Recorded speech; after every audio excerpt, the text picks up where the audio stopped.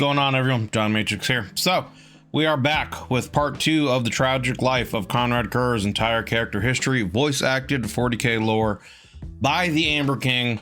As always, links down below in the description to the original video and the Amber King's channel.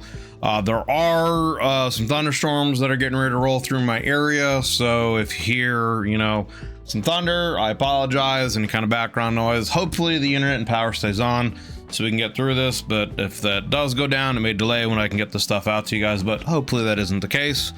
But so far from what we've gone through with part 1, I was really just, you know, started off with his life as on Nostromo and kind of got into really his ideals and how he kind of perceives the world, and him, of course, getting the world, I guess, under his subjugation, I guess you could say, you know, his sense of justice and how he cleaned up the world through fear, essentially, and how that led to his tactics on the battlefield when he got united with his, you know, legion, and or the transformation of a lot of his citizens into Astartes from his planet of Nostromo into the legion, and how he used, you know, his terror tactics and brutality to instill fear in the enemies of the Emperor, and his justification really being, you know, this is how the Emperor made me, so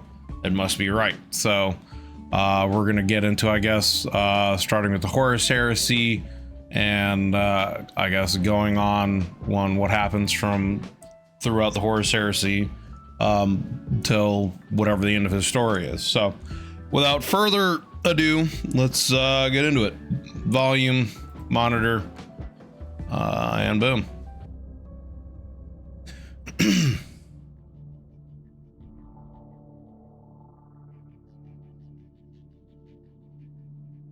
Droll thing life is, that mysterious arrangement of merciless logic for a futile purpose. The most you can hope from it is some knowledge of yourself. That comes too late, a crop of inextinguishable regrets. But his soul was mad. Being alone in the wilderness, it had looked within itself. And, by heavens I tell you, it had gone mad. He hated him, his mirror, his brother, the Raven Lord, Corvus Corax. Both of them had grown up on worlds overrun by criminals. Both had that innate sense of justice bound into their very DNA. Both creatures of night and shadow. Two men cast from the same die. But Konrad hated him. Hated how Corax was lauded and accepted. The Raven Lord had incinerated a world in his rise to the role of Primarch. Millions dead. But yet he was chastised for torturing thousands? Why did his father, the Emperor of Mankind, not give him a path like the Raven Lords? The journey Konrad was following filled him with resentment, because after a near century of constant warfare, the cracks were beginning to show.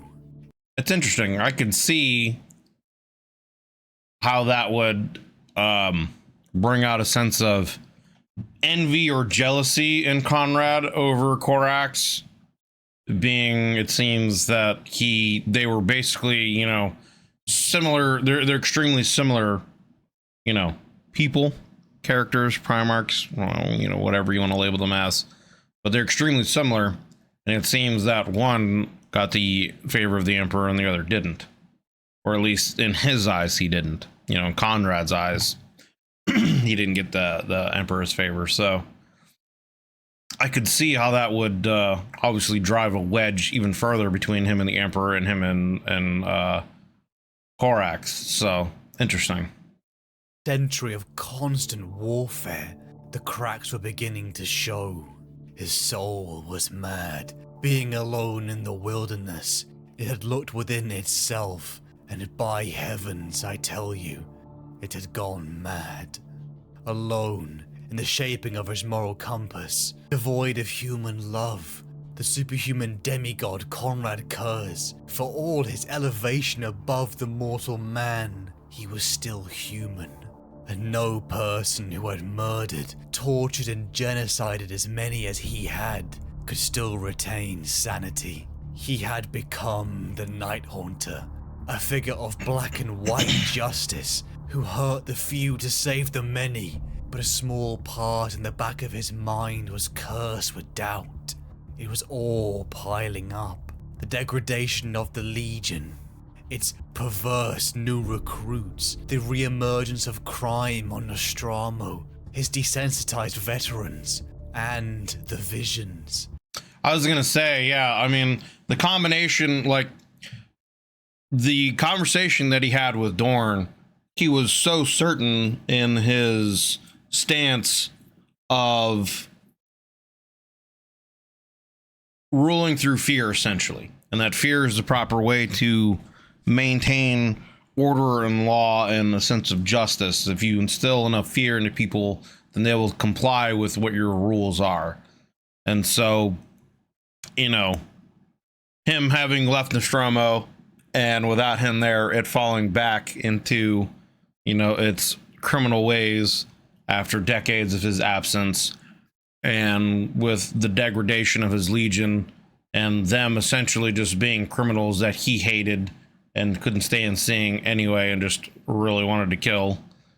And then I was going to say, he must also have various visions that would plague his mind of different outcomes, different ways he potentially could have done things with different people, and or the repeated vision of his death, you know, by the assassin sent by the Emperor, essentially him believing, you know, it's his father, etc. It would, yeah, I would see why you would begin to doubt your stance. And then, of course, if you begin to doubt your stance, you know, wouldn't you then kind of wonder if you're not just the bad guy? You know, he's had visions before of victims, you know, that he could have rehabilitated in other ways, could have taken them under his wing and made them, you know, a paragon of justice and a good person, as opposed to just murdering them. But he kind of let his base instincts, I guess you could say, take over, because that's what he wanted to do and that's what he enjoyed doing. And so, like, all of these things, yeah, I could absolutely see this, you know, beginning to instill doubt in a person's mind. He still saw his own death. He still saw death and destruction. A time when legionary and brother would kill each other. Even a time when he had a particularly violent vision where he saw the future monstrosity he was destined to become, squirming and lashing out. And I also wonder, you know, if it's all, I would assume it's also in the end a situation with him. Well, I don't want to say in the end, but I would also assume that the situation with him where it's like seeing these visions, is it a situation where he's just like, well, that's what the future is. So it's just, this is what's going to happen, and this is just me, and I have no choice in the matter. You know, does he just see it that way, and that's how he's just living his life? Instead of, well, I see this, is this a warning? Could I change these events? Kind of a situation, you know what I mean? And then he just, you know, is that also part of where the doubt is? Could he have the whole time gone down a different path if he just made different choices? You know what I mean? Screaming in pain, horrified by his future, he awoke out of his trance, and he realized he had murdered one of his archivists. He had killed his first innocent person, someone who he had no evidence of crimes for. There was no justice in his death. He was a criminal now. Perhaps he really did deserve the fate he was due. He was falling. Even his closest sons, Shang and Sevatar, could see it. He was vulnerable, and turned to the one person he felt he could confide in, Fulgrim, the brother who had guided him, the only brother who had looked him in the eye on the day they had met, perhaps his only friend. It was a defiance of destiny. Perhaps if he told his brother, then he was free from the future he saw. Maybe he wasn't to become the disheveled monster he had seen when he was a boy, but he was betrayed. Fulgrim had told Dawn everything. Interesting. His confidence, his secrecy, his vulnerability was betrayed. We all know the confusion, pain, and hate caused when the person we trusted turns their back on us. Well. Dawn chastised Konrad. How dare he speak of betrayals against the Emperor? In the mass of judgment and anger, Konrad was struck by another horrifying vision. Pain shot all over his body as images of a future of fire and blood ravaged his mind. I just want to pause here. I mean, like, yeah, that's pretty fucked up, man. Like, you're going to the one person that you feel a connection with, the only person you've ever felt you had any kind of connection with and you consider a friend in your entire life, and you go to them and you confide in them, you know, your dark secrets about these visions and about potentially wanting to turn a new leaf, that you're having doubts and you're wanting to become something better, and then to have that person you know, betray those secrets to Dorn, and who is obviously someone that Konrad doesn't like at all. Like, that's pretty fucked up, dude. And I mean, yeah, that would probably, you know, push him further down into that path of madness and depression and self-loathing and hate, and to, you know, becoming that disheveled creature he's talking about. As images of a future of fire and blood ravaged his mind, he became a wild beast and began lashing out.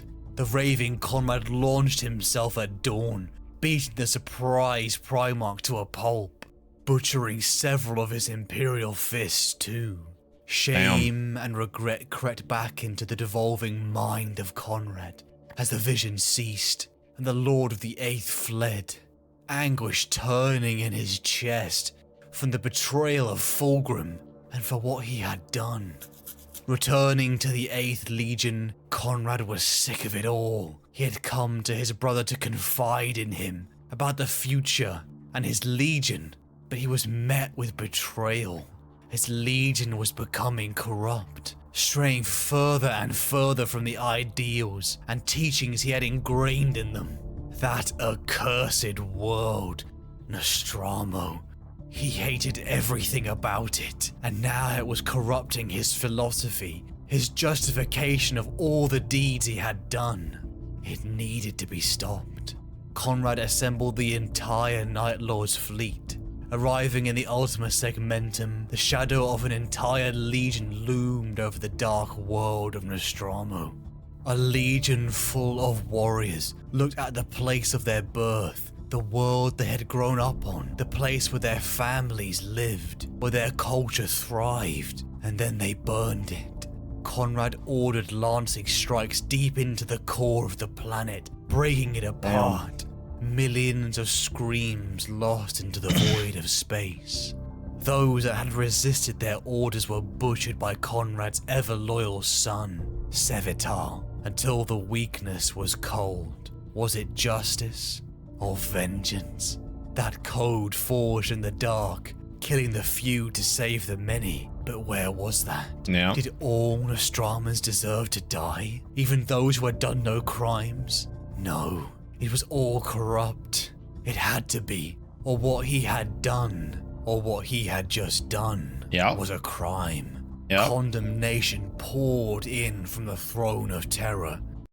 Everything he's doing now is just kind of pushing that seed of doubt, you know, out of his mind even more. You know, it's that seed of doubt is growing more and more deeper in his mind, and he's just, you know, essentially trying to push it away and just hold the course, it sounds like. But yeah, he destroyed his homeworld and the homeworld of his troops, slaughtered anyone that dissented against him. Yeah, man, it just sounds like he's going deeper and deeper into that well of darkness. Crime. Condemnation poured in from the throne of terror. For decades, a sentiment had mounted. Forces refused to fight with the 8th. For decades, brother legions had begun to be openly hostile, and then the word came. The Emperor was recalling the 8th back to Terra to face judgment. After all they had sacrificed, they had become the monsters to save lives. For over a century, the Emperor had known their way of war, not afraid to utilize his terror unit when the hint of rebellion came, condemning Konrad from enacting justice on that corrupted homeworld. He had made Konrad and them this way, only to act so above it. Konrad and the 8th were angry, disillusioned, and it was at the height of this discontent that Horus arrived. I have seen darkness, witnessed it in my dreams. I am standing at the edge of a chasm. There is no escaping it. I know my fate, for it is the future, and nothing can prevent it coming to pass. So I step off and welcome the dark. The visions were coming true. The time for brother and legionary to kill each other had come. Horus Lupercal, favored son of the Emperor, had been corrupted by foul entities of the warp. Dark gods, created from the negative emotions of sentient life. Horus came to Konrad, whispering sweet words, designed to target the ego and anger the 8th was feeling. Something Konrad knew was unnecessary. He had seen his betrayal of the Emperor. His prescience had shown him. He had no choice but to join the rebellion. It was destined. Upon the world of Isstvan V, brothers clash in a battle so violent that to bear witness to the cacophony of death would destroy your sanity. The Salamanders, Iron Hands, and Raven Guard, retreating to their allied lines, wounded and beaten, hailed for their reinforcements, but a cold, eerie silence met them. And then the tension was finally broken. The Word Bearers, Alpha Legion, Iron Warriors, and Night Lords opened fire. Konrad and his sons tore into their fellow Astartes, ripping them apart. Amongst the heat, smoke, and blood, Konrad was slaughtering the loyalist warriors of the Emperor. To witness his speed and prowess was like death itself, reaping souls. His sons around him screaming the battle cry that had originated from his favorite son, Sevetar. Death to the false Emperor. It was then that Konrad found them, his brothers, seeing Lorgar, that weakling priest, impaled on the claws of the ones he hated most, and he chose to intervene. Two black, pitless eyes met each other. The two brothers, cast from the very same die, locked their power claws together. It must have felt good to see the one who had looked down upon him shattered and wounded, confused by the betrayal. The Raven Lord, Corvus Corax. Wounded and deep in enemy lines, the Raven Lord made his choice and retreated, a decision that would haunt him forever. The battle had turned into a massacre, one of the greatest defeats the Imperium would ever know, but the sensation of victory was slightly tainted. Amidst the violence and betrayal, the 8th Legion had seen something unnerving. They had seen how some of the Word Bearers had transformed into nightmarish creatures, and Lorgar Aurelian, wreathed in a vile psychic flame. There was something unclean about them. Yep. Konrad, Sevetar, and the Night Lords were beginning to see that there was more to this rebellion. Konrad's disgust at his brother and fellow conspirators was quickly overshadowed by an invaluable prize. Vulcan, the Primarch of the Salamanders, unconscious. I want to pause here before we go any further. I just want to say that if, you know, Henry Cavill in the Amazon Cinematic Warhammer universe, you know, if they end up going through and doing the Horus Heresy, I can only imagine when they get to the Massacre of Isstvan V, what that's going to look like in a TV show. You know what I mean? Like, they could span multiple episodes doing that from the perspectives of all the various characters that were there in the battle. You know, the Vulcan, Corvus, Konrad, you know, I think Dorn wasn't there. Who else was there? Lorgar, you know, I mean, all of them. And yeah, I could only imagine what that would end up looking like and how they would want to do that in, you know, a TV setting. You know what I mean? It would be pretty crazy. Anyway. Vulcan, the Primarch of the Salamanders, unconscious. The brother who had condemned him decades ago during the Great Crusade found himself strapped to the torturer's table. The sight of Konrad to Vulcan filled him with disgust. The disheveled mess that was his brother looked awful. He was filthy, covered in dried blood. He was prone to twitching and muttering to himself. His features appeared even more gaunt. Was he speaking to Konrad or the Night Haunter? Konrad began to brutally torture his brother, occasionally hearing whispers in his head, at times succumbing to more violent visions in between decimating his brother's form. Konrad had been created a monster. His father had made them all like this. If only the oh so proud Vulcan would admit it. If Vulcan had been in his place, he would have done all the same vile acts he was condemning him for. Konrad's horrific torture of Vulcan ramped up.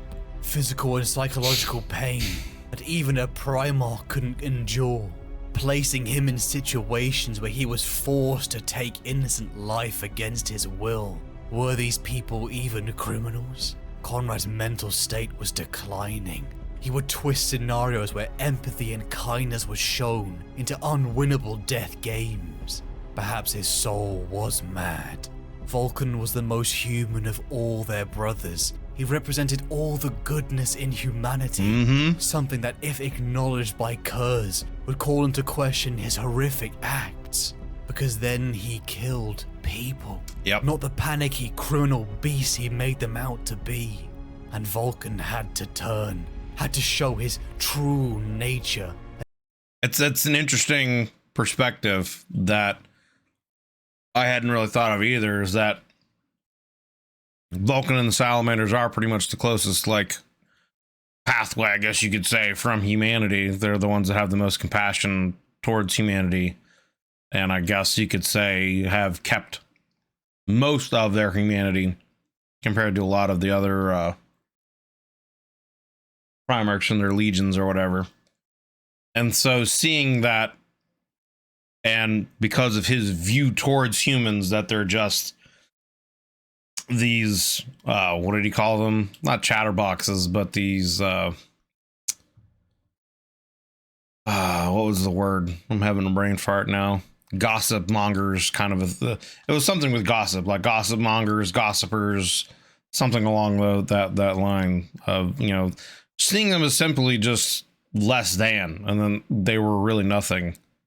But, you know, it's just interesting that that's why he hates Vulcan so much, because Vulcan has kept the best of, I guess you could say, the best of humanity, and he's trying to break him. He's trying to, you know, Konrad's trying to break Vulcan and trying to essentially instill in him the truth that he has to, again, justify all the things that he's done, because he's, like, again, has gone to that point of it's gotten so far in him that he's just pushing forward with everything that he's done, because to turn back now and admit that he's been wrong, you know, would admit that he's been the criminal and the bad guy the whole time, and he can't do that. And he doesn't see a path of retribution for himself. And because also of that interaction with the woman we had from the first video, you know, where suicide would be considered a sin, that also wouldn't necessarily be a way out for him, right? Like, so it's interesting. That's kind of an interesting point of view or perspective of him for Vulcan.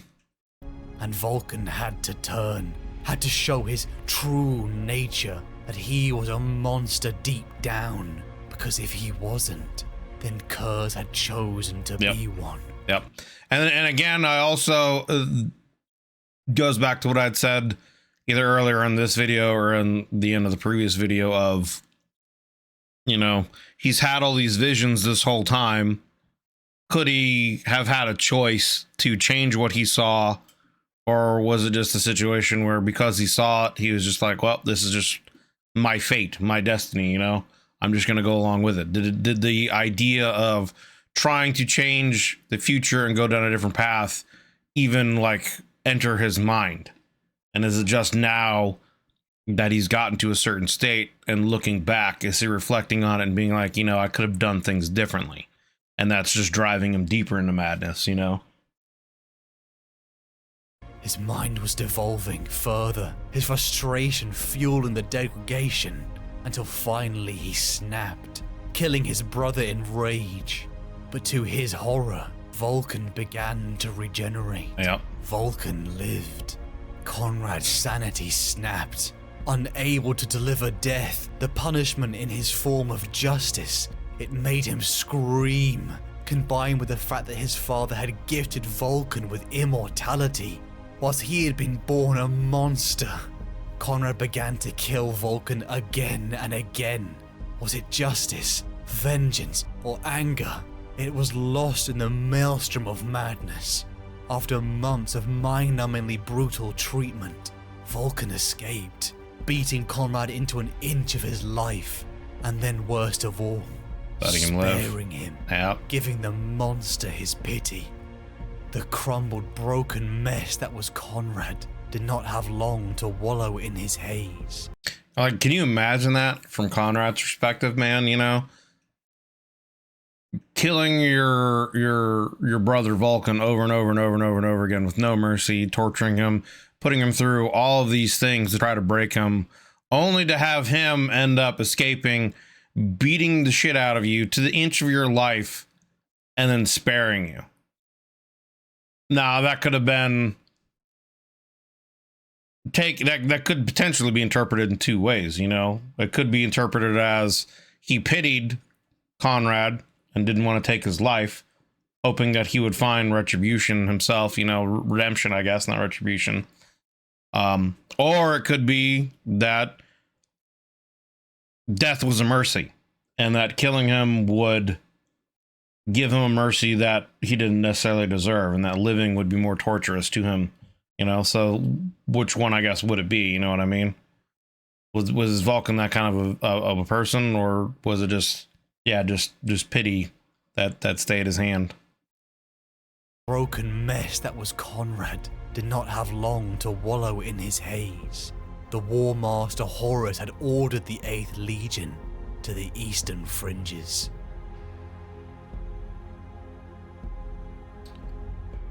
The Thramas Crusade? Okay.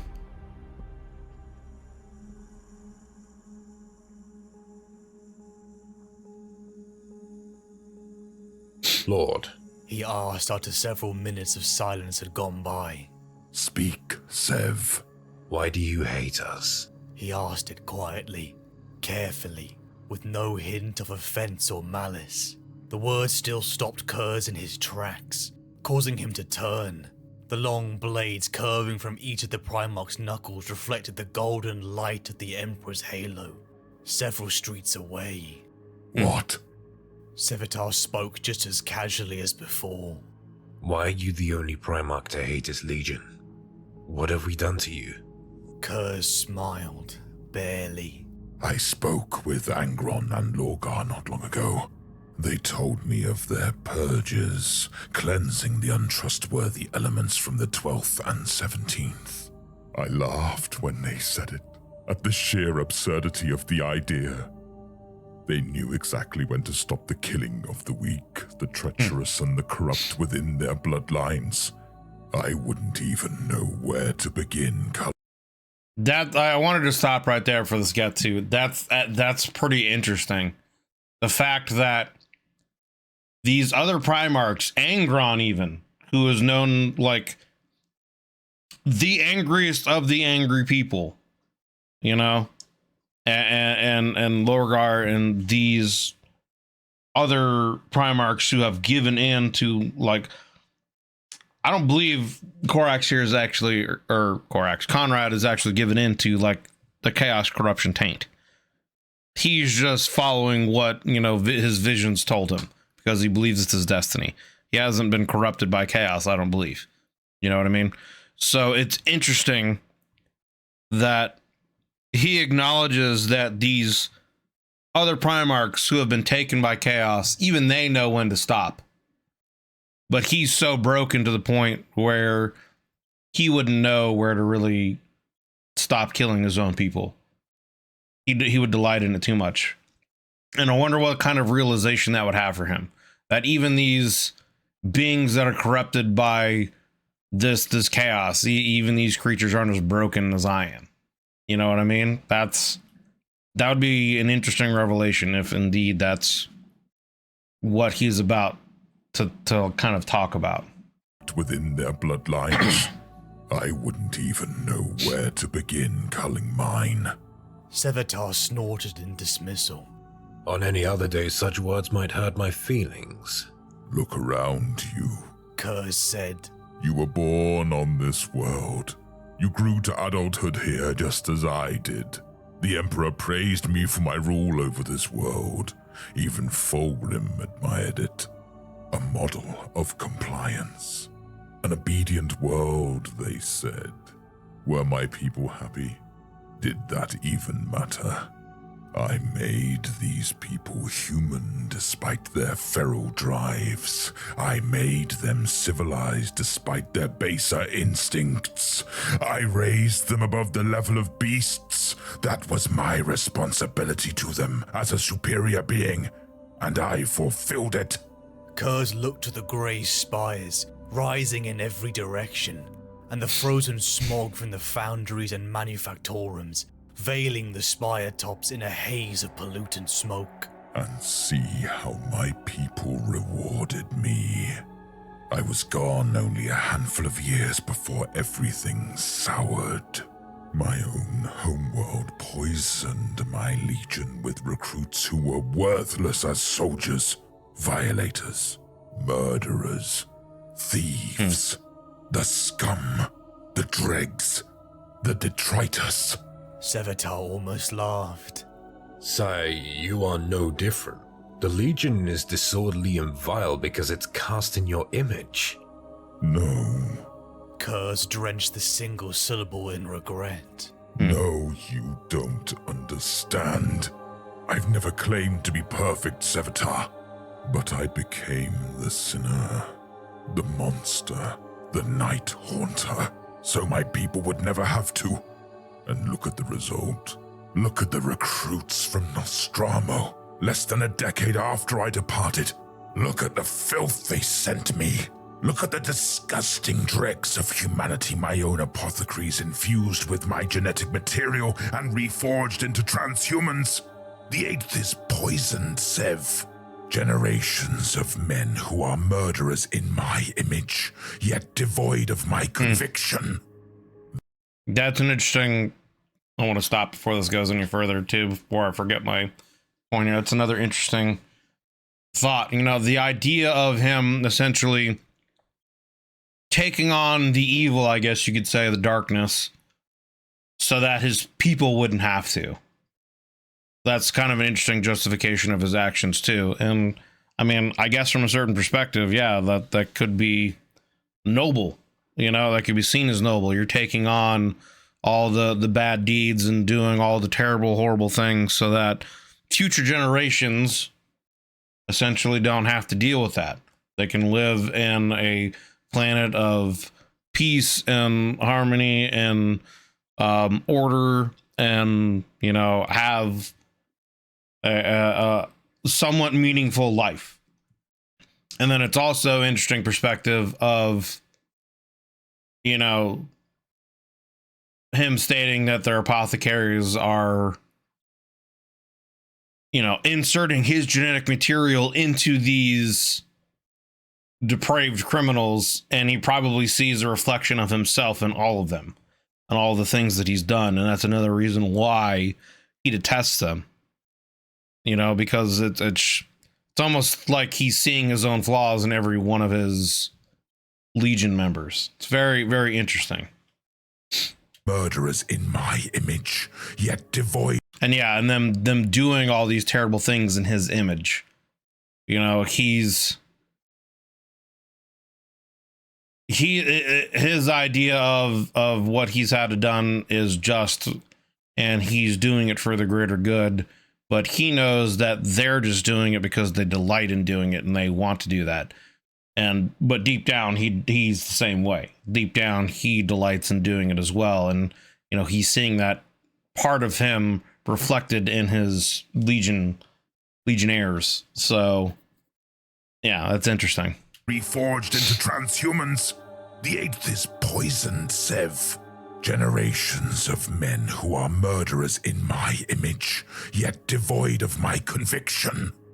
They are killers and abusers because they want to be, not because someone had to be. The end result is the same, said Sevatar. Fear is the weapon. Fear is supposed to be the means to the end. Look at the bloodshed my legion has wrought these last years. Even before the crusade was done, fear became the end itself. It was all they desired. They fed on it. My sons were strong, so they bled the weak for their own amusement. Tell me, Captain, where the nobility is in that. Where is the nobility in any of this? Sevatar gestured to the streets of Nostromo Quintus around them. You can claim a savage nobility, father, but this is far more savage than noble. Curze's pale lips peeled back from his filed teeth. There was no other way. No? Sevatar answered his father's snarl with a grin. What other ways did you try? Sevatar. Answer me, father. What politics of peace did you teach? What scientific and social illumination did you bring to this society? Before he goes any further, I just want to break this up. I find it very interesting that he's actually starting to grill him on this and like actually question him. And I don't think he's like trying to do it in a malicious way. I think he's actually like generally looking for like real answers from him, you know, and the fact that he said like, what else did you try? You know, and he really didn't. Like, this was just kind of him acting off his instinct that this was the only way. He never tried anything different. And again, I feel like that also goes back to, you know, the visions that he had, and could he have done something differently? This is a very interesting conversation between the two of them. And obviously it's also more interesting coming from Sevatar, who is probably the closest person to him now, and maybe the only person. I don't even know if he would consider Sevatar a friend, but he's the closest person to him. And, you know, it's obviously, you know, Primarch versus Astartes. You know, he could snap Sevatar in half if he really wanted to without a second thought. But it's interesting that he's really kind of talking to him, not and like necessarily disrespectful or what's the word I'm looking for? He's not trying to.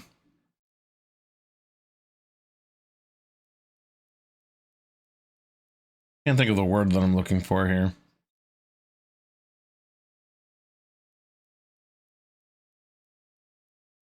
I don't know. I'm having a brain fart again. He's being sincere, I guess, in his questions. There's no like ulterior motive behind it. He's not trying to like poker prod him or be disrespectful. He's just genuinely wanting to understand him more. I guess is what I'm looking for. Did you try? Back from his filed teeth. There was no other way. No? Sevatar answered his father's snarl with a grin.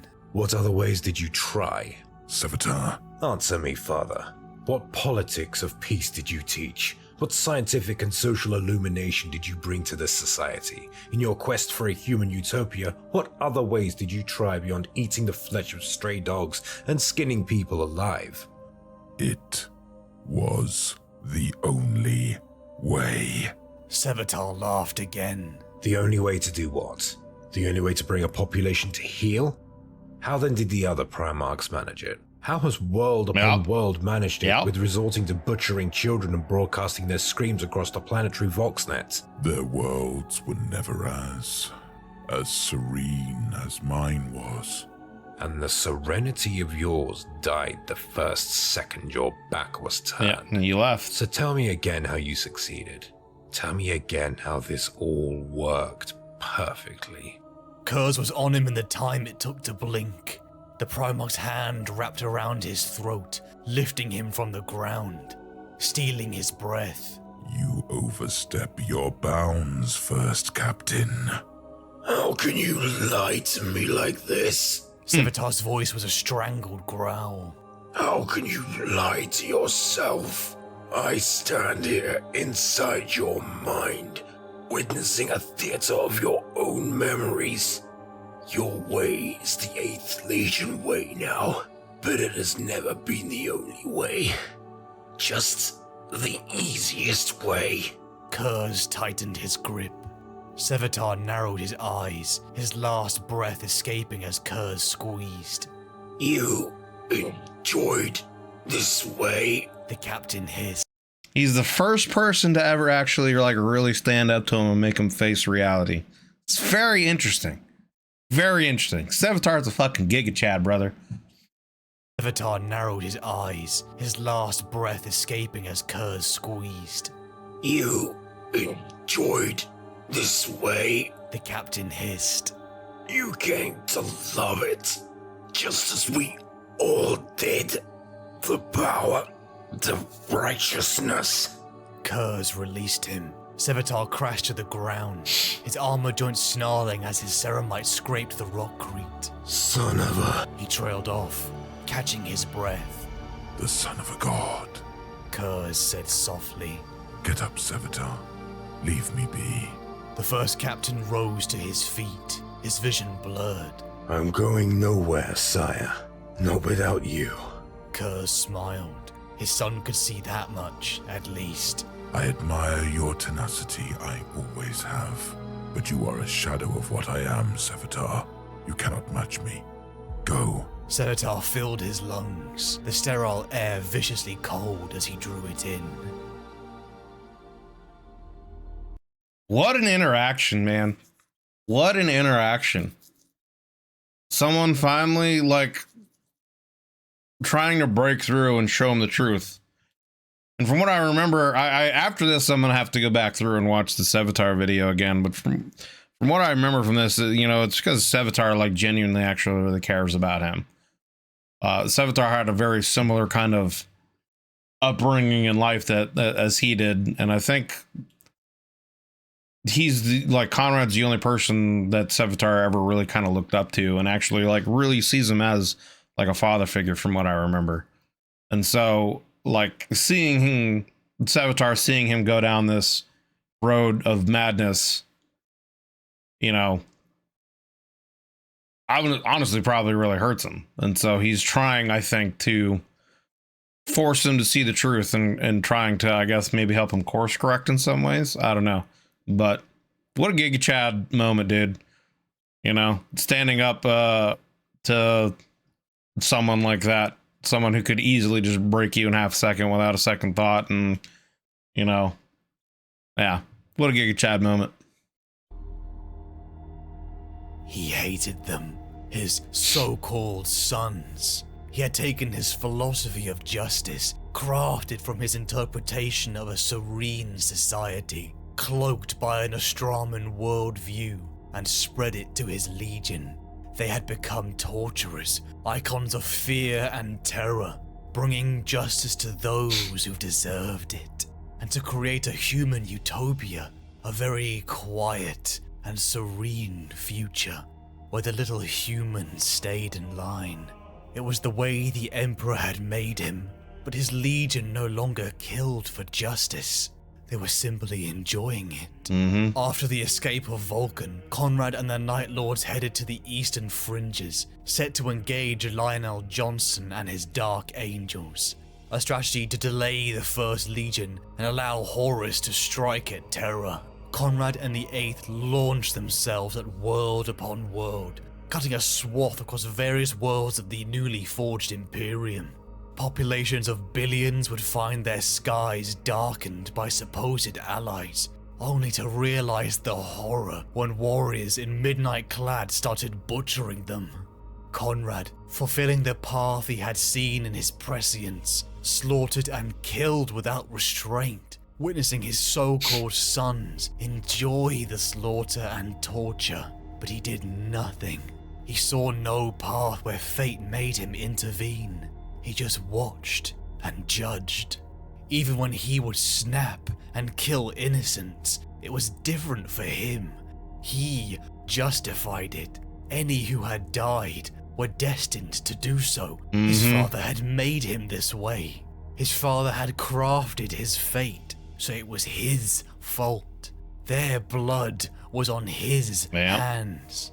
But the very convenient way of just justifying it. You know, the Emperor made me this way. He made me in his image. This is all because of him. And this is all stuff that I've seen in my visions. You know, it can't change. This is how it has to happen. This is how it has to be. Very convenient in ways to justify your actions and reasoning. You know what I mean? fault. Their blood was on his hands. But the slaughter was not unchallenged. The Lion and the Dark Angels for years chased the 8th Legion. Hundreds of battles were fought in the ashes of ruined worlds, as legionaries butchered each other. The Thramos Crusade was raging across the eastern fringes for years, until Konrad finally bade the Lion to meet face to face on the barren world of Desolga. Descending down to the surface with just an honor guard, the two Primarchs met face to face. To see the two superhumans side by side was incredible. One the chiseled face of Terran perfection, the other a gaunt, dark king, both intimidating, but yet awe-inspiring. The sight of Curze shocked the Lion. His appearance reflected the heart within. A disheveled, pale, gaunt man stared back at the Lion, showing a murderous smile with filed teeth. The brothers spoke, Curze attempting to convince the Lion of the truth, that their father was a liar, a manipulator, that this rebellion had revealed his hypocrisy, that horrors had shown him the secrets of the warp. But he did this in vain. He had seen that he would not sway his brother. A genuine sadness emerged from underneath his mad features, a tragic glimpse of the person, of Konrad the man behind the Night Haunter. Only Konrad and the Lion had grown up alone, devoid of the warmth of human connection. They alone understood what it was like to see the galaxy unfiltered. At the onset of the Great Crusade, Curze had been the Dark King, the cruel Primarch in midnight clad, who cowed the enemies of the Imperium. A man who held so strict to his code that he knew when to stop. But the creature before the Lion was nothing Not anymore. like that. Yep. Perhaps never noble, but once sane. The Lion apologized to Konrad and then stabbed him in the gut. A vicious duel broke out, reigniting the conflict. Brother versus brother, legionary versus legionary. For years the conflict continued, until Konrad and the 8th found themselves caught in a Dark Angel's ambush. Konrad was captured after a brutal duel with the Lion. Wounded and defeated, Konrad awoke upon the Dark Angel's flagship, restrained like a wild animal. But no cage could truly hold a Primarch for long. Konrad was locked within a comatose state until he was reunited with his favored son and first captain Sevatar. Utilizing his emergic psychic powers, Sevatar entered his Gene Father's broken mind, baiting him with the unspoken truth designed to reawaken his lord. Why? Why did he hate his sons so much? They were his creation. His philosophy of justice was a joke. The minute the Night Haunter was gone, humanity overcame their fear, More lived through his methods, but the Night Haunter's peace was a joke. He was just like the sons he detested so much. He enjoyed the killing, the torture, the brutality, the tearing down of his father's kingdom. That was the truth behind all his madness. The reason he enjoyed all the evil he had done, and the hate he had for this cruel universe, was because he hated himself. Yep. He hated himself because he enjoyed it. He enjoyed it all. The words reached into Konrad, awakening the mad mind back into reality, and almost costing Sevatar his life. Even with all the hypocrisy and dressing down of his Primarch, Konrad's son was still loyal, perhaps both a traitor and a fool. Darting off into the bowels of the Dark Angel ship, once again Konrad became the figure of terror in the shadows, hunting the Dark Angel just like he had stalked the population on Nostromo. But it would all change soon. Sailing to the only beacon of hope, the Dark Angels arrived above Macragge. Interesting. I do remember that from the Sevatar video that Sevatar had launched an attack against one of their flagships and had managed to break Konrad out and brought him back to sanity, essentially. And so now it's going to be interesting to see how he faces everything that he did, essentially.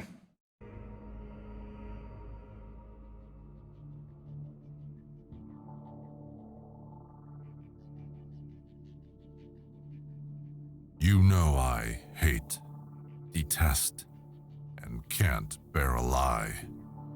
Not because I am straighter than the rest of us, but simply because it appalls me.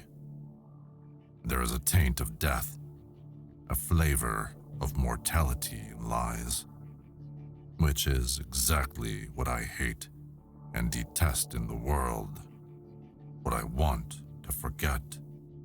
You are repugnant, said Sanguinius. So pretty. So stupid. Father's favored cockerel preening in the hen coop. Is monstrousness not rather the point of me? Curze replied bitterly. Tell me, brother, I am curious. Are you one of the ones who believe our scattering was chance, or one of the ones who do not? I think Gilliman is in the latter camp. I can see the thought ticking around that tedious track of a mind he has, like a rodent in a maze, desperate to find a different way out, but knowing there is only one exit, and a feline waits without. Tick, tick, tick. He cackled, raking his talons slowly through the air. Claws on the walls. You came to ask me this? You are insane. I came. Curze shrugged. I am asking it. Does my purpose matter? Come, Angel, do you really think it was a chance? I want to know.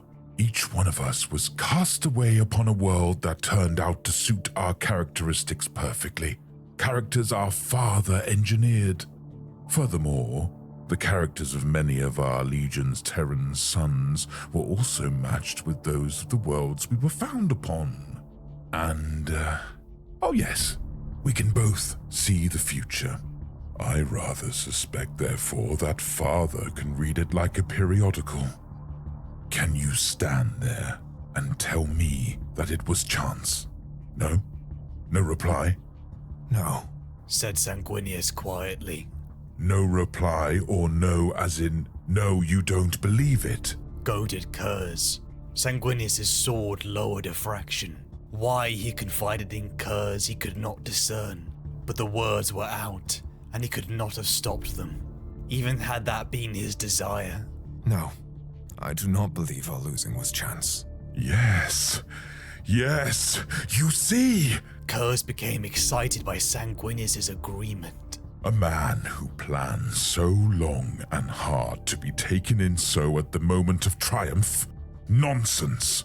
Congratulations! You are halfway to the truth.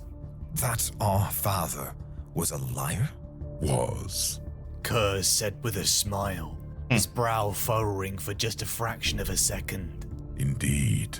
A liar and more. For I am a monster because that is all I can be, and you are an angel likewise. You had a choice, Curze. Father only made us. He did not shape us. That's the thing too, and the whole idea of him saying is a coincidence that the worlds we were all sent to are perfectly suited to our traits. Is it that, or is it a situation where they just adapted to the worlds they landed on? You know, was that part of their genetic code to be that adaptive as they grew up? Was that really what they were meant to do? You know what I mean? But then, what did he just say? And you are an angel likewise. You had a choice, Curze. Yeah. The idea that he's refusing again to believe the idea that he had a choice the whole way through. He wants to convince others that everything is fated, everything is destined. That way, again, he can justify his actions as it was always meant to be. I had no choice in the actions that I took.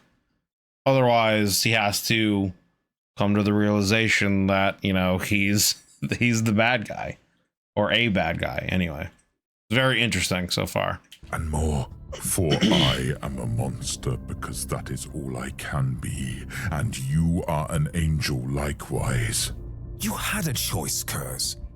Father only made us.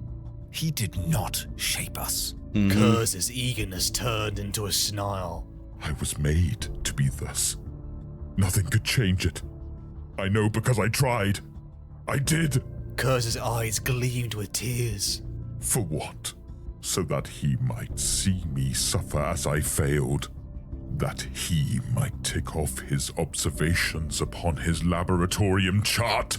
What kind of father makes a child to be one way, then castigates him for being so? You think me cruel. He is crueler. I was to be sanctioned for doing what I was made to do. He clashed his teeth, suddenly vicious. How is that fair? How can I follow the man who did this to me? As quickly as a wave is spent, his ire subsided, and his brittle, agreeable manner returned. So you see, he deserved betrayal. That I do not believe, Konrad. Fathers lie to their sons to protect them, to save them. Our father hid himself for untold millennia among mankind, revealing himself only when he deemed the time right. The story of our scattering was a necessary lie, if indeed it is a lie. The difference between you and me is that you see sinister purpose behind his actions. I do not. His secrecy hurt me, Konrad, as much as it hurts you. And the conclusion you have reached hurts me also. But I will not cast myself into despair. That is the true difference between you and me. I will not abandon our father's dream. His plan is for the good of mankind. It's interesting, yeah. It's very interesting. He's essentially saying that he understands and agrees that, yeah, the Emperor is lying, but he has good reason to. He, you know, Sanguinius believes that the Emperor has good reason to. He has a plan, and that, yeah, the reason why he's keeping information from him is for their own good, and it very well could be, and it's true. You know, parents lie to their kids for, you know, various reasons to protect them from various truths that they might not be ready for until they grow up, you know, et cetera, et cetera. So it could very well just be that case. You know, he's protecting them from themselves and from what they don't know, you know. And yeah, the idea that Sanguinius chooses to believe the good intentions behind the Emperor's lies and actions versus him seeing nothing but bad behind it, essentially. Nothing malice. Very interesting. Our father's dream. His plan is for the good of mankind. Curze stiffened. When not threatening violence, there was something pathetic about him. Good given to a species singularly lacking in goodness. Did you know that here at the heart of Guilliman's perfect little paradise, there are those that are not cared for? I have been hiding in the Illyrian quarters. Rebute's vaulted civil codes wrap themselves around the edges of such places tight as walls, but do not penetrate its wards. The Night Haunter approached his brother. Sanguinius matched him step for step, keeping the distance between them. Curze dragged Askelion around like a morose child might carelessly drag a toy, unaware of the damage being inflicted to the thing it cared for, as it fulminated on some meaningless slight. To have been there, among the outsiders, the unvalued. They speak of me in whispers. They have learned to fear the dark. But has our brother found me? Has the lion thought to look there or anywhere on Macragge? No. Idiocy. I practically shouted to them to come for me. If you would look at this world and see the hope of the future, go to the poor quarters. There you will see the despair of the present. And you know as well as I, hope for the future is a lie. Everything goes back to the beginning. And our beginning is so very dark. Is that what you believe, brother? That all this was inevitable? I believe Horus's turning was part of our father's intended plan. I do not think so. Curze threw up his arms, as if he would embrace his brother. Askelion's boot clanked on the floor as he dropped it. See, what a marvelous heart-to-heart we are having. Why should we not? Our brothers have close relationships. Fulgrim regarded Ferris very highly before he killed him. And then Ferris was also close to Vulcan. So easy to dislike Ferris, but so much loved by others. Perhaps there is some hope for me. There is hope for us all, Konrad. Curze smirked. No, there isn't. I am hated. You have always hated me. Interesting. Interesting interaction between them. I say interesting a lot, obviously, but yeah, it's again the kind of opposite perspectives of Sanguinius and him sharing visions of the future, but one perspective is one full of hope in the Emperor and humanity, and the other one is a perspective of despair and hopelessness in the Emperor and humanity, and that's kind of really one of the only real differences between them as far as their beliefs. Interesting. You know I hate, detest, and cannot bear a lie. Not because I am straighter than the rest of us, but simply because it appalls me. There is a taint of death, a flavor of mortality in lies. Descending down the road to madness, Konrad hated what he was becoming. The monster he had seen in his visions on Nostromo. It was all his father's fault. This fate. Hiding in the cold, damp bowels of the Dark Angel's flagship, a trail of bodies were left in the Night Haunter's wake. Any sent to capture him were left mangled, tortured things. Some even with bite marks from when the Primarch had become hungry. Escaping from the lion's clutches, Konrad roared down to the surface of Macragge, finding himself at the heart of a new empire, Imperium Secundus. The innocent people of Guilliman's homeworld found this enormous shadow loom over them, like death itself. Was it a man or a beast? The Night Haunter began to butcher the screaming, terrified people. Finding himself confronted by both Rebute Guilliman and Lionel Johnson. He fought them both with all the grace of insanity itself, pushing the two demigod figures to their limit. Even amongst the Primarchs, Konrad's prowess made him one of the best duelists, and his blinding speed and tenacity forced the Lion to protect the death blows aimed at Guilliman, the weakest amongst them. Detonating the explosives he had rigged around the chapel, Curze escaped, while Guilliman and the Lion only survived thanks to barbarous Dantiog, teleporting them away. Seemingly unchallenged, Konrad dove deeper into the heart of Guilliman's realm, finding Guilliman's adoptive mother, Tarasha Uten.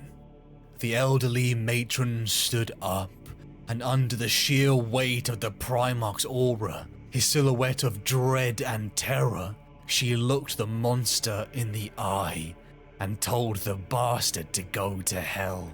For a man who had reveled in being an icon of fear, his weapon in cowering humanity, the act only in his dark moments he would admit to loving, the fearlessness of this mere human standing up to him must have filled him with rage. But before he could end the pathetic thing, an enormous man, covered in rudimentary armor, with obsidian skin and scarlet eyes barreled into him. Vulcan lived. Confusion, rage, paranoia, and hate flooded into Curze as the two Primarchs began to duel. Each death blow Curze gave his opponent, he would simply reawaken from. That accursed immortality. The brothers mercilessly attacked each other, but the duel was interrupted by the Cabal assassin, John Grammaticus, and his comrade, Damon Paetanius. Using a mysterious entity, Konrad was banished, and the Primarch found himself in the warp. The debilitating, insane Primarch was cast into that realm of madness, and there he saw the truth of things that their father had kept from them. He saw his father's empire of lies.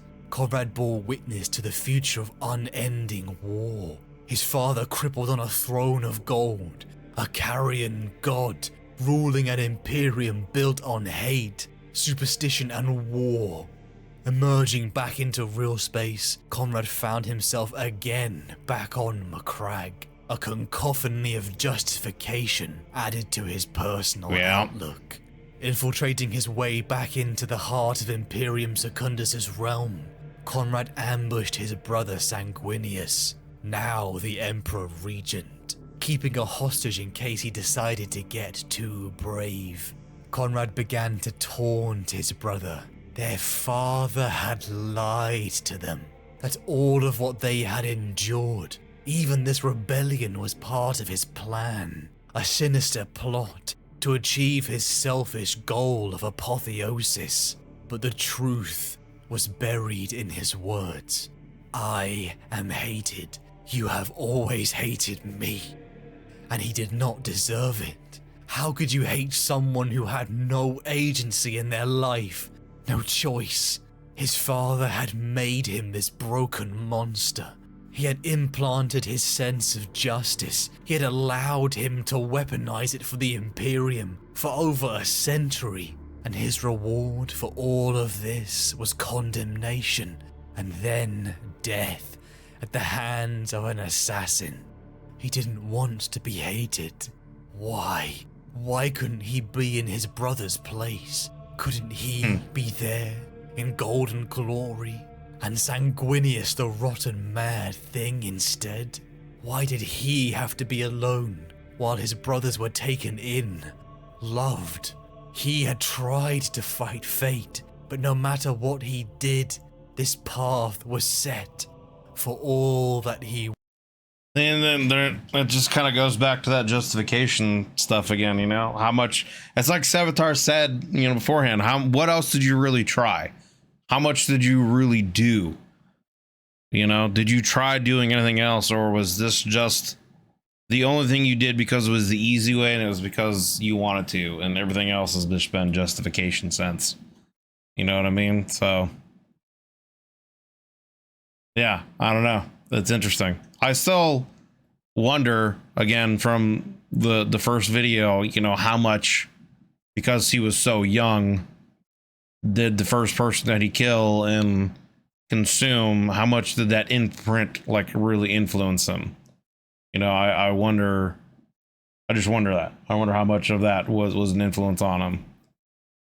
For what he did, this path was set for all that he was. Konrad, the uncompromising, cruel Archon of Justice, the Night Haunter, a symbol of terror and dread. He was still human. The loneliness, the torture, the pain, and powerlessness to fate, it had all broken him. Konrad offered his life to Sanguinius to end it all here. One last defiance of fate. His brother rushed forward, swinging down towards his neck. Konrad welcomed the release, welcomed the justice for the murderer he had become. But it never did. Sanguinius stopped. He wouldn't kill his brother. He told him that even he could find redemption. No, his freedom would not come. Fate had stayed the same. Konrad retreated, angry, ashamed, broken, mad. This is also, you know, get into the fact that he was able to take on both Guilliman and Lionel in a duel and come out on top.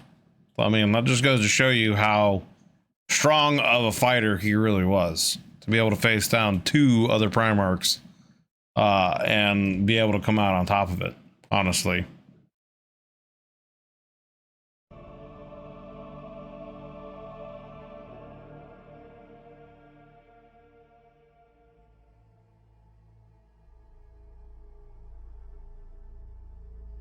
Like a man possessed, Curze began to roam the world of Macragge, reaping the souls of the pathetic creatures that served in his hypocritical father's realm.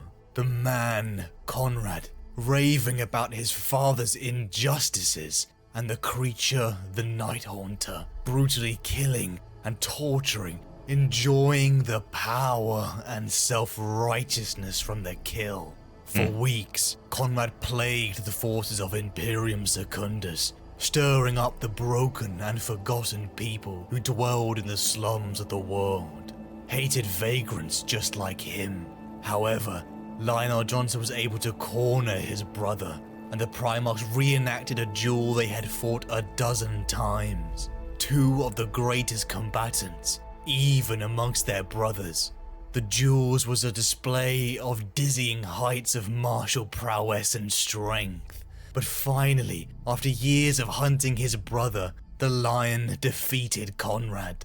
But the sight of this poor, demented, and tormented thing captured the last of what was pity in his heart. Instead of death, the lion broke his brother's back over his knee. Jesus. The wounded, mad Curze was brought into custody and put on trial before the Emperor of Imperium Secundus, Sanguinius. Before Guilliman, Lionel Johnson, and Sanguinius, Konrad freely admitted to all that he had done. It was a joke to put him on trial when he was simply a victim of his father's constructed fate. None of the guilt was his. And what good was their judgment? He was still destined to die at his father's orders, the Mad King, disheveled and broken, alone on his throne. His judgment was given, execution. But even as his brothers prepared to put down this mad monster, Konrad taunted them, even goading Sanguinius with his fate, the death they had both foreseen. A broken angel, murdered by Horus, his once closest brother. All a path constructed by their father. The enraged Sanguinius lashed out, preparing to strike him down, decrying that this was not how he would die. It was not how it would all end. Moments away from a death unforeseen, the lion appeared, roaring for Sanguinius to stop.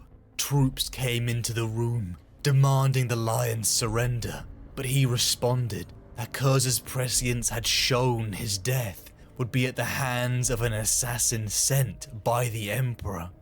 For Curze to die, his death would have to be ordered by their father, which meant for that future to come to pass, the Emperor and Terror still stood.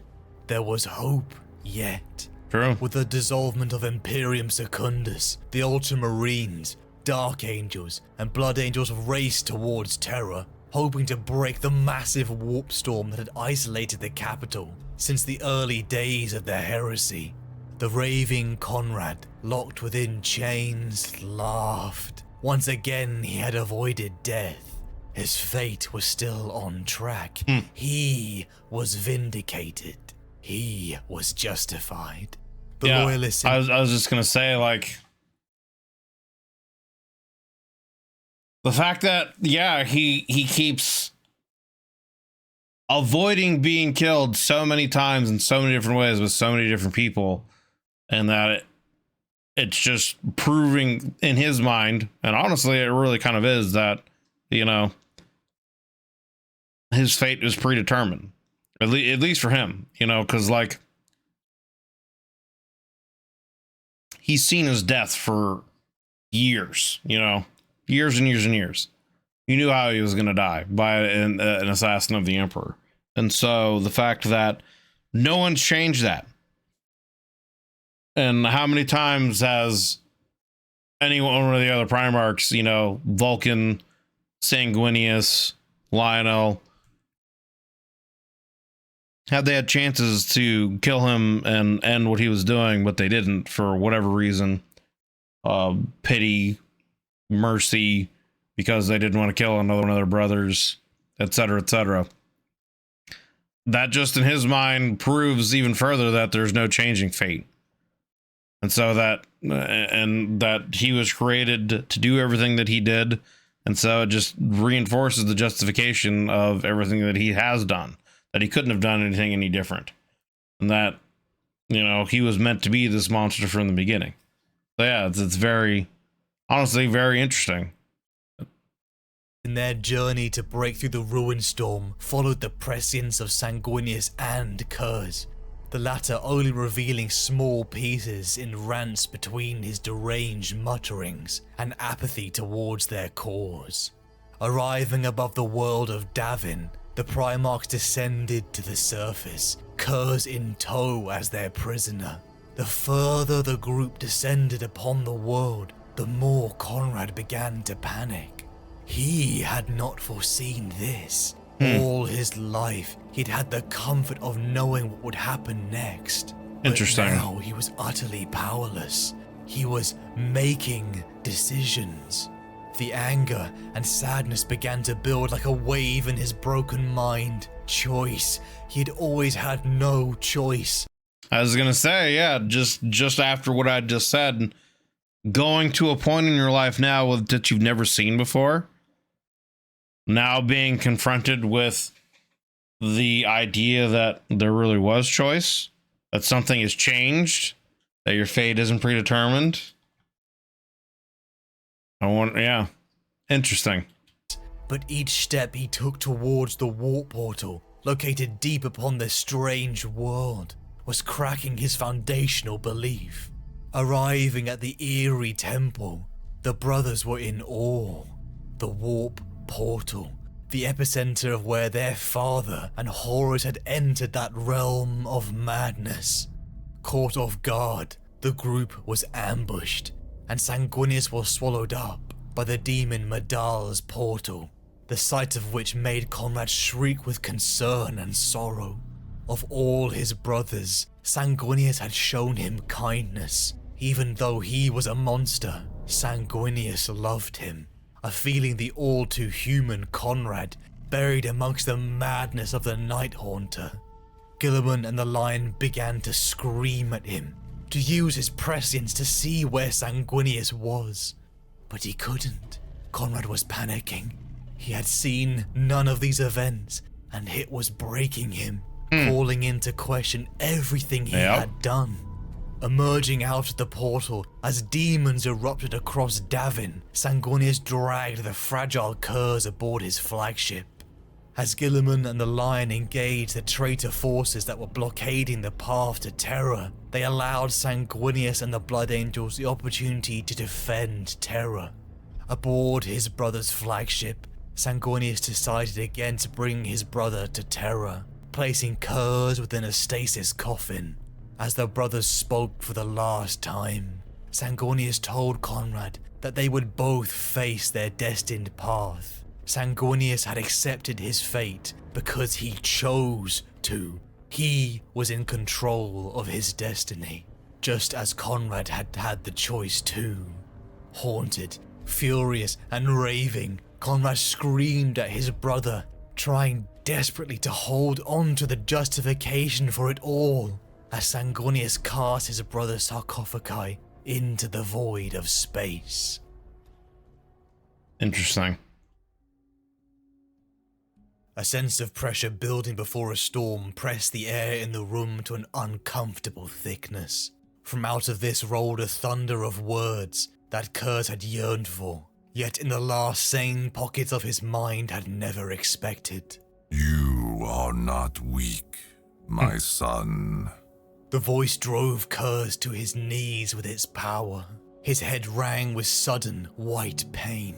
A roaring hurricane of might blasted from the figure, now surrounded with anesthetic light, tossing the remains of his last victims around and burning out the wall, exposing Curze to the light of the hateful stars.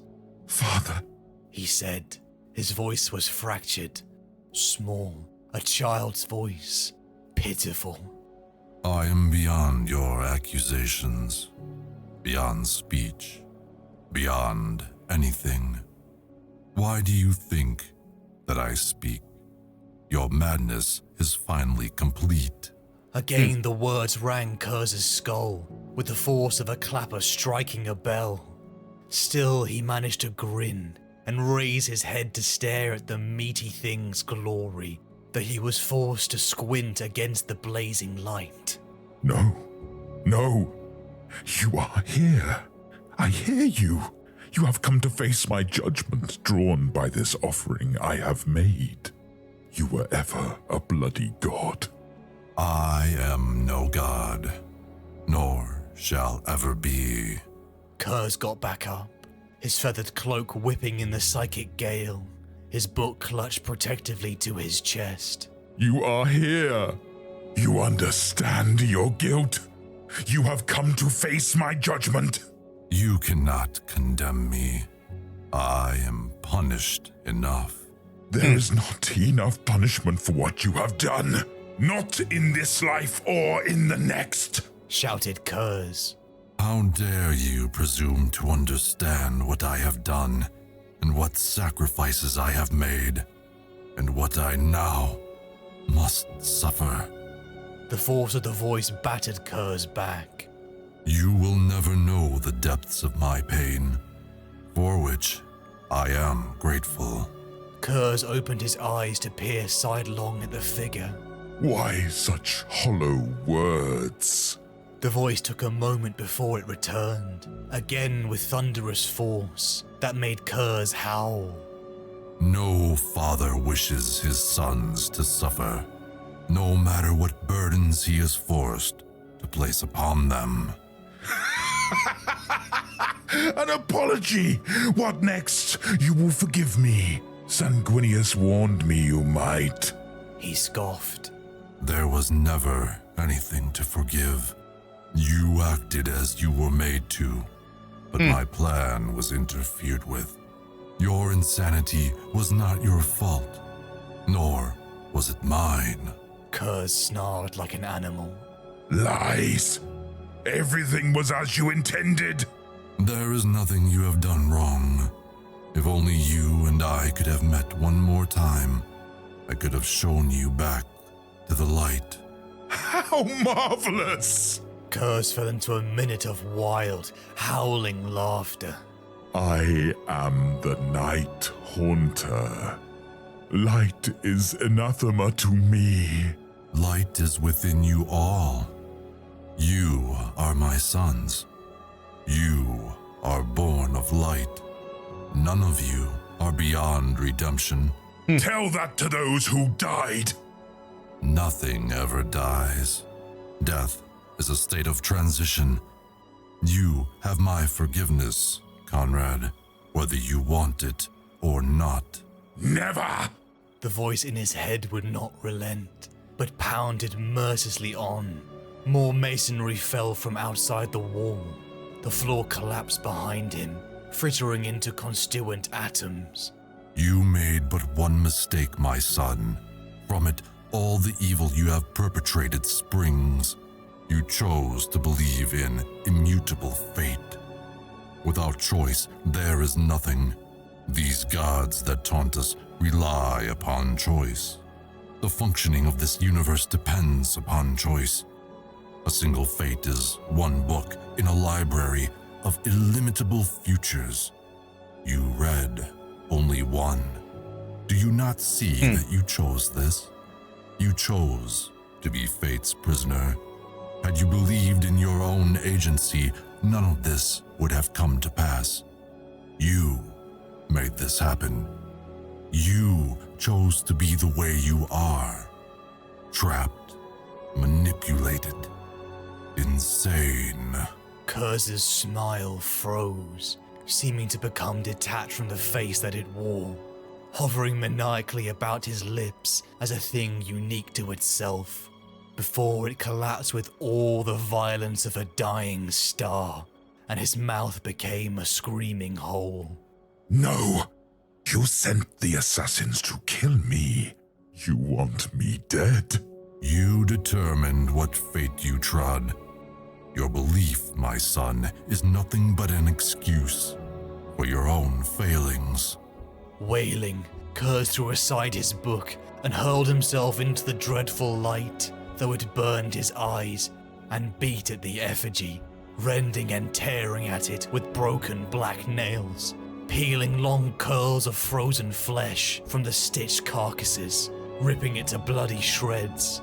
The light went out. Shaking, sobbing, he collapsed to the floor. The last remnant of his sculpture rolled wetly from the throne. I cannot be forgiven. He whispered. Tears coursed down his face, dripping from his nose and chin, insufficient in their profusion to dilute the blood spilled upon the floor. After all I have done, where would be the justice in that? I had no choice. I had no choice! The pressure dissipated. Curze hunched down to the floor and wrapped his arms around the ruin of his substituted father.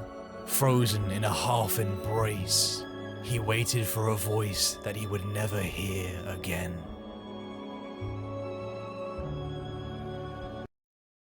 Jesus, man, what an interaction. I mean, talk about a dose of truth, you know? I mean, at the end there, the Emperor finally comes to him and shows him, it shows him the truth of things. And tells him that, you know, the way he is essentially, he was created that way, but he wasn't meant to be that way. And that if only he had been able to raise him the way he wanted to originally, things would have been different, you know, but because of, you know, their scattering and what happened, whether it was because of the Chaos Gods or, you know, other conspiracies, things happen that way. And it's just an interesting, it's interesting how, like, I don't know the word I'm looking for. Easy isn't the right term, but I guess it's close enough, I guess, to what I'm thinking. But just how simply, I guess, the Emperor, you know, put it to him, that it's like the universe exists on choice. There's choice in everything, and you know, he chose, like I pretty much said, you know, through the first in this video at times, that he chose to essentially go with what his visions showed him instead of choosing to act differently and trying to do something else. And he chose to be a prisoner of fate, as the Emperor said. And essentially blamed everyone else, and specifically the Emperor, for what he became. Not willing to face the fact that he could have gone down a different path. He could have chose to be a different person, and could have chose to seek justice, I guess, in different ways, instead of brutally, you know, mutilating and punishing people as a means of justice, using fear the way he did, you know. So, and it seems like, you know, he was faced with that truth a lot of different times. You know, the vision he had earlier on when he had attacked that young child, the young boy. He saw a vision of him, you know, where there was a future where Konrad could have saved him and turned him into, you know, a paragon of justice, and made him a better person. But he chose to believe the future possibility where the kid was going to try to stab him and kill him. And so he killed him first. And I wonder if that was where he really kind of made the choice to ignore other possibilities, even though it was like shown to him right then and there. It was, you know, put in front of his face that clearly there's different possibilities of futures. It's not, you know, fate's not set, predetermined, etc. And he just chose to ignore it because it's what he wanted to do, and because killing is what he enjoyed and what he wanted, you know. Essentially, he just chose to do what he wanted to do in that moment, I think. And so I wonder if that was like a flashpoint moment in his life where everything from then on, you know, was just him following his predetermined visions. But what an interaction between him and the Emperor, you know, in that moment, being forgiven, you know, what a lot of people honestly really probably look for, I guess, towards the end of their life. You know, if people have done things and have regrets, you know, to be forgiven for those things. But I mean, you know, this person who arguably doesn't deserve to be forgiven, who has done terrible things, you know, to countless people on countless worlds, destroyed his own homeworld for, you know, no other reason than to, I guess, for vengeance or spite or retribution from, you know, or possibly even covering up the idea that his way isn't right, you know, the fact that once he left, his homeworld turned back to its old ways of crime, and that his way didn't work, and potentially wanting to not face that, he just destroyed his own homeworld, you know, and then slaughtered, you know, any of his men that stood against that. But yeah, this person who he himself believes that he can't be forgiven, who doesn't deserve redemption because of all the terrible things that he's done, and to be forgiven by, you know, the Emperor, to know that he has forgiveness in all things that he has done. And yeah, it's just what a powerful interaction, man. Jeez.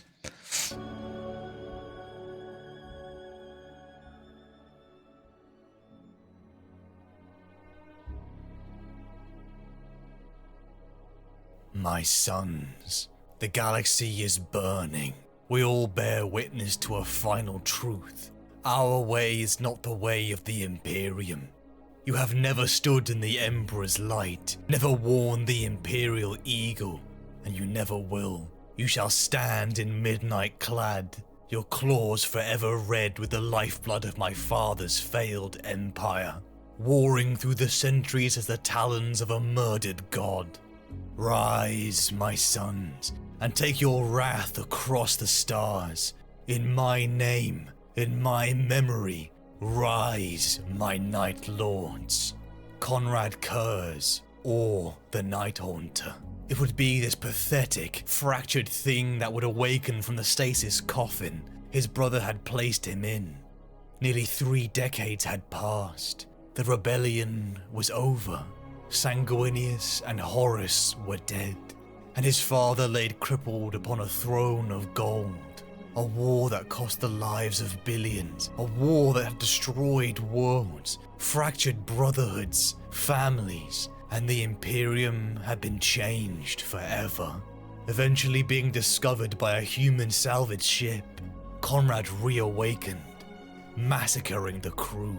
The poor, innocent people aboard. They found this disheveled creature in human form. Some screamed. Some were frozen in place by the sheer dread, but all died at the Night Haunter's hands.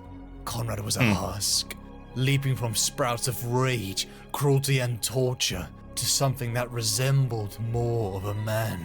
The Night Haunter and Konrad Curze, 2 aspects of one mad Primarch. With his freedom, Konrad made his way to the planet of Salgulsa, foreseeing his legion's arrival in his prescience. Like a puppet on strings, Konrad played out the part he had seen over a century ago, and prepared himself for the fated death that had once filled him with dread. He isolated himself, alone with his madness. He crafted a sculpture of flesh, made from the broken pieces of legionary slaves and servants. As the rotten, wet, disgusting thing was prodded and stitched, a twisted mockery of his father looked back at the filthy, mad, blood-soaked creature that was Konrad. He began to argue with it, swearing he could hear it speak. Oh, he hated him. His father, the arbiter of his fate, his architect for the state he was in. Look at him now, a broken corpse god, set on a path where he was to be worshipped as a god, just like he had planned. It was all his fault. Everything Konrad had done was because of him. He had no agency. He had none of the guilt for the billions who had died. Why him? Why was he chosen to land on Nostromo, growing up unloved and alone? Why did he have to become the Night Haunter, the arbiter of a brutal justice that he had allowed to continue for over a century in the Great Crusade? Why could he have not been in his brother's place, such as Sanguinius and even Corax, 2 brothers cast from the same mold, but yet Corax's gifts were so much better. He haunted the night, but Corax owned it. Why did he make it so that he enjoyed the killing? Why did he make him this monster? Power and golden light began to emanate from the flesh effigy. Words pounded into Konrad, who in his broken mind he would never know if they were real or in his own head. He began to rage and condemn his father, blaming him for everything, but his father's words cut deeper than any wound ever could. You chose to believe in immutable fate. Without choice, there is nothing. Do you not see that you chose this? You chose to be fate's prisoner. Had you believed in your own agency, none of this would have come to pass. You made this happen. You chose to be the way you are.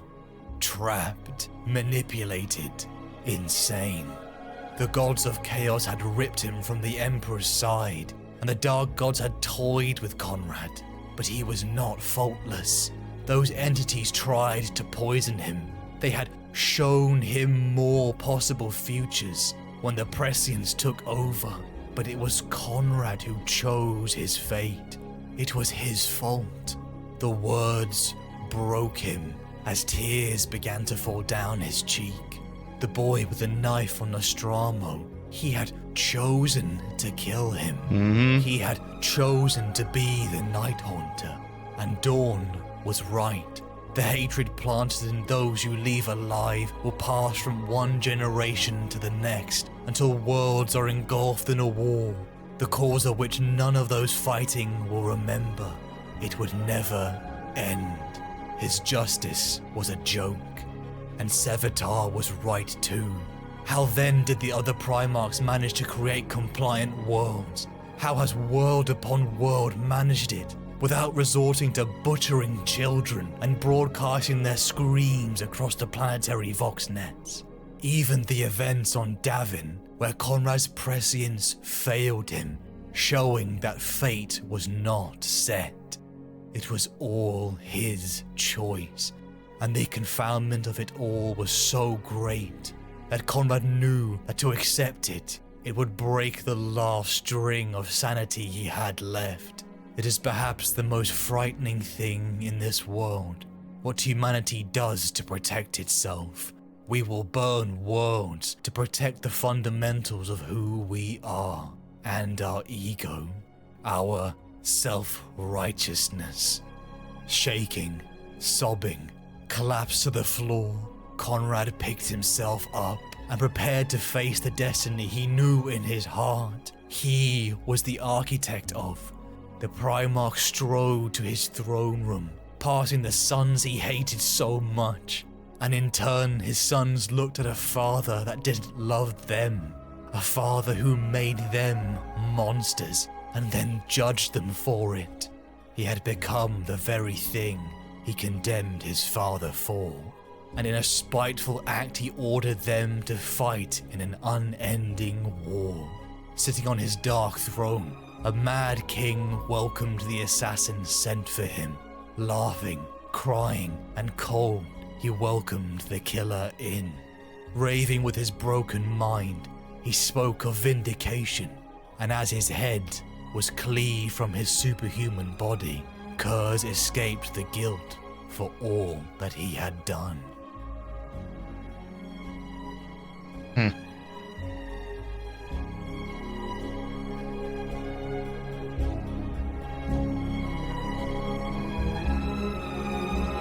All right, man. Well, there you go.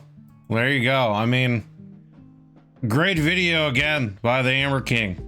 Very in-depth, very detailed story and lore of Konrad Curze. And I mean, yeah, it's very interesting that it all really kind of comes down to choice, you know, and there's numerous times throughout his life where he was confronted with that, you know, the time with the kid, Sevatar, Sanguinius, other times, you know, where it was shown that he had a choice, but he refused to accept that choice because it would show that, you know, he was wrong, and he refused to believe that he was wrong, because it would also make him the bad guy for all the things that he did and all the people that he'd hurt. And so he believed himself irredeemable. And yeah, it is, you know, a very tragic story, and you know, of what could have been, how things, because obviously the other Primarchs turned out very differently from him, and he could have easily turned out differently as well if he just had some kind of connection, someone to be there for him, someone that he could care for, love, etc.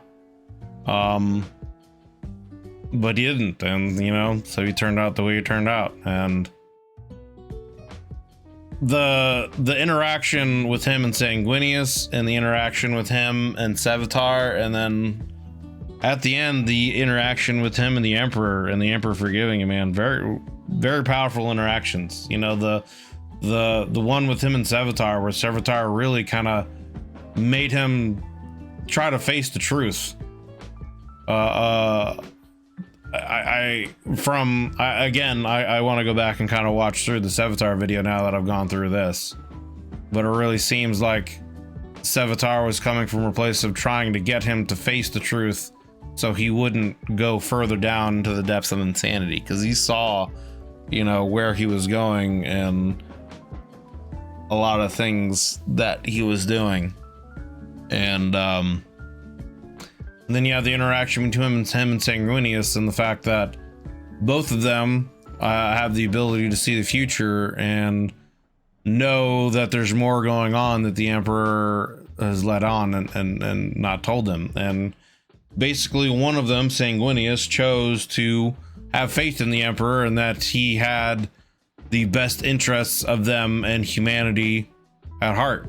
Whereas, you know, Konrad saw only hopelessness and despair, and that the Emperor lied and was just a selfish being and was trying to use humanity to elevate himself towards godhood, and then only to be confronted with the Emperor at the end, who says, you know, I don't want to be a god, and I never have, and I never will be a god, and you don't understand and can't understand the things that I've done, what I've been through, and what I'm trying to accomplish.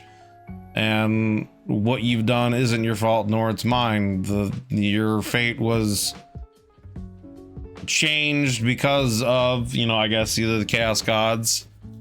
They probably, regardless of who else might have been involved in the scattering of the Primarchs, they probably were at the core behind it, in one way or the other. So, you know, him telling him that, you know, his fate was changed essentially, but regardless of that, he always had a choice to be something different, but he chose to be the way he is, and he chose to, you know, be fate's prisoner. And regardless of anything, that the Emperor forgave him for any of his transactions, and the Emperor forgave him for not believing him, for hating him, etc. Very, very powerful interactions, and just, yeah, a very tragic story of a character that really, yeah, just needed someone to care for him, you know, at some point in time, to have that kind of connection earlier on, to if he'd had that, if he had someone, if he wasn't so alone, you know, maybe he would have turned out to be a different and better person, or, you know, whatever. But regardless, he still always had the choice. And again, from what I said from the first video, I do wonder kind of how much of the imprint from the person he consumed, that first person when he was a child, how much of that influenced him, and how he thought and how he viewed the world, and how he viewed Nostromus, and how it may have amplified his need and sense of justice and order to, you know, do what he did on Nostromo, you know, because the person that he consumed was a criminal.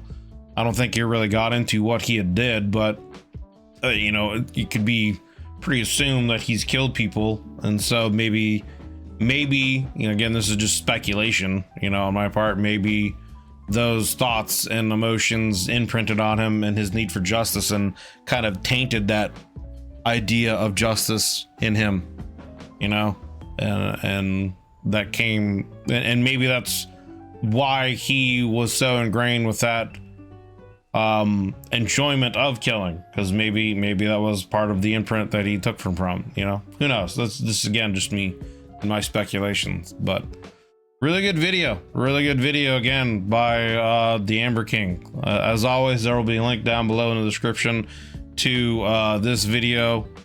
You know, I split it up into two parts because this is a 2+ hour long video, but, you know, with my pausing and commenting and whatnot, the combined videos would be, you know, over 4 hours long. So you could watch his 2 hour long video down in the description below. There'll be a link to it and to the Amber King's channel. Yeah, great video. I appreciate you guys hanging out and watching this video with me. Hope you enjoyed my commentary and my reactions. If you did, consider leaving a like and a sub, as would help me and help the channel grow. If you would like to, you can also check out the memberships, the YouTube membership tiers. You can click the join button down below, see if any of those have any kind of interest and fit you for the channel, if you want to support me that much further. But otherwise, again, just thank you guys for hanging out and watching the video. I've really been enjoying you know, my journey into the lore of Warhammer 40K. I think the next Primarch we're going to get into is Lionel Johnson. That was the second most requested Primarch for me to get into after doing the Jaghatai Khan one. Was doing Jaghatai Khan. Konrad was the most requested one to do next, and then Lionel Johnson afterwards. And then we'll see where we go from there. I know a lot of you have also requested me to check out the Hell's Reach video, which I do plan on doing at some point. And you know, I took a look at a little bit of it. It's a 2.5 hour video, so that would be something I have to break up to. But all that stuff is coming in the future. I am going to get to it. If you have any recommendations for any content creators or videos you would like me to take a look at, you know, feel free to leave them in the comments below, and I'll do my best to get to them as soon as I can. But again, thank you guys very much. Really appreciate all the love and support from you guys. And yeah, thanks for hanging out. Hope you're having a wonderful day whenever you see us, and I will check you guys out on the next one.